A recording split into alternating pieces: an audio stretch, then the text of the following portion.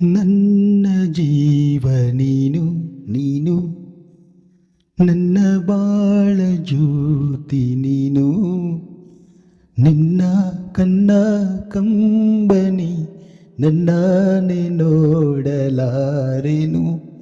ನನ್ನ ಜೀವ ನೀನು ನೀನು.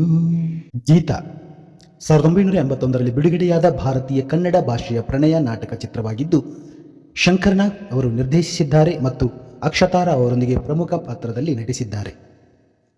ಪೋಷಕ ಪಾತ್ರವರ್ಗದಲ್ಲಿ KS ಅಶ್ವಥ್, ರಮೇಶ್ ಭಟ್, ಸಾವುಕಾರ್ ಜಾನಕಿ ಮತ್ತು ಗಾಯತ್ರಿ ಇದ್ದಾರೆ.